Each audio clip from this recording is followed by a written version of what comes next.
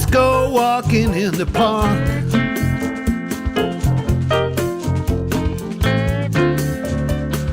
Kiss me in the dark. I'm just in line for some smoking banana peels, is the name of the beer. It's crazy in here. Come on, baby, hand in hand.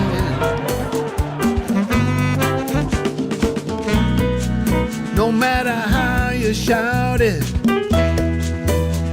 you just can't live without it. There's just one rule. You don't want to be a fool. Let's go walking in the park.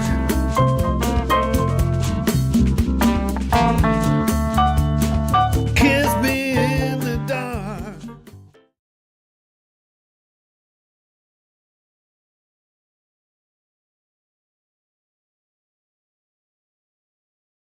Two good friends of mine. Actually, it's my big brother and dad. Here we have Steve, Beau, Shane, and my dad Tim, the founders of Beau's and the people who are good enough to give me a job for some reason. I'm gonna hand the microphone over to my brother, who's gonna say hi to everybody here. How you doing? How you doing? Yeah! One more time! Okay, another one more time! Yeah! Nice hair! Thank you. Happy Oktoberfest. I'm having such a good time. This has been 2.5 days so far of the best time ever. You guys are making it an awesome party. We're raising over $50,000 by doing this, so you can feel good about having every single beer that you have. You'll notice we're both shaved. We're raising more money down there for cancer research. And yesterday we got up to $2,600 just there for shaving our heads.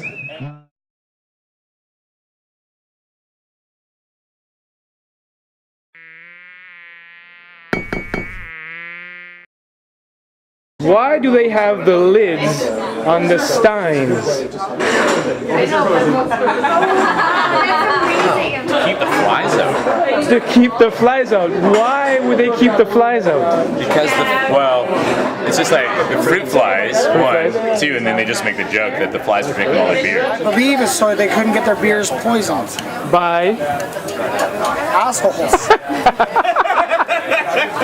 I'm not 100% sure. Maybe to keep bugs out? 100% correct. I think mostly to keep crap out of your beer. Crap out of your beer, sure. Because in times of plague, it would keep the flies out. Yeah, right on.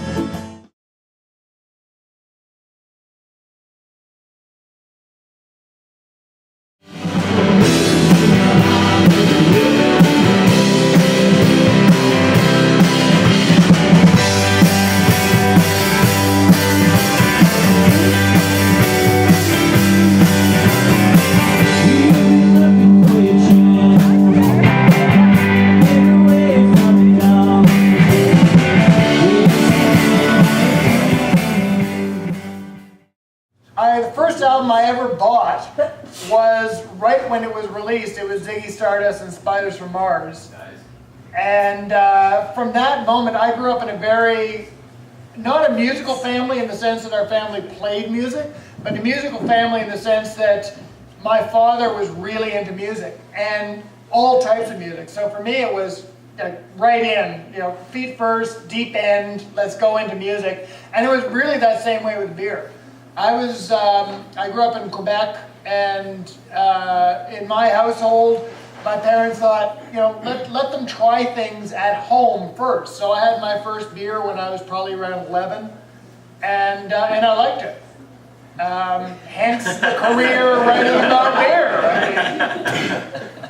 I think the first CD I ever bought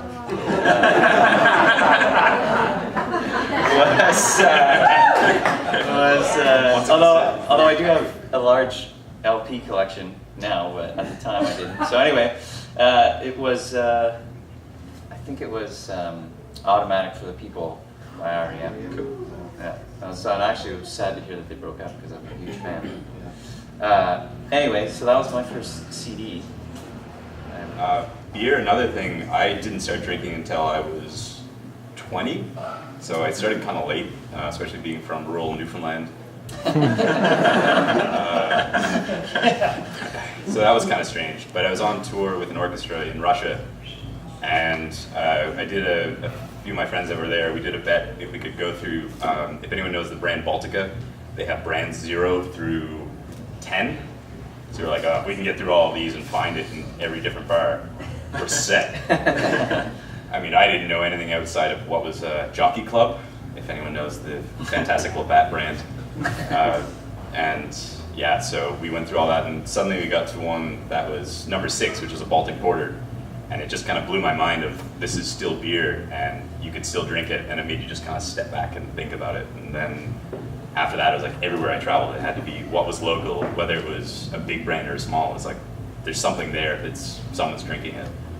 And that was getting into the craft of that.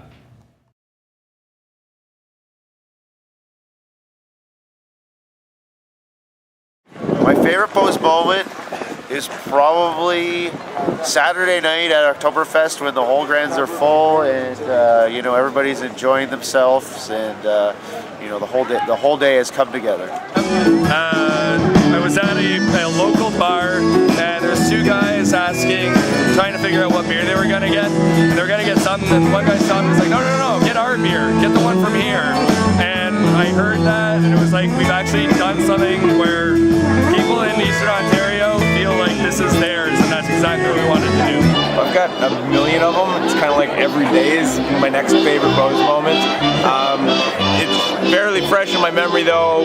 Yesterday was probably the best day. The Saturday of this year's Oktoberfest, I did not have a single panic moment. The 2 years before that Saturday has been so crazy and so overwhelming.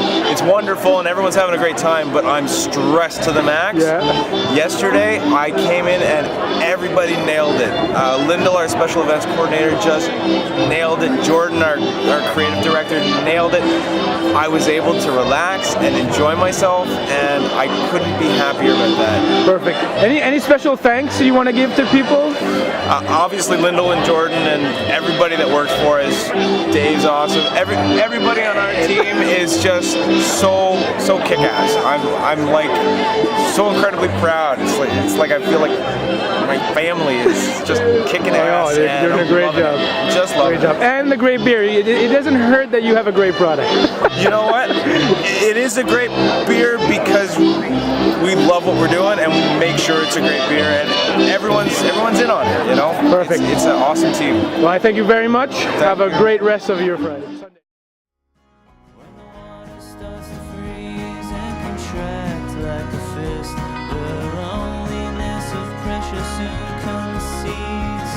When did Oktoberfest start? What year? For me, it starts at about 6 p.m. Yes.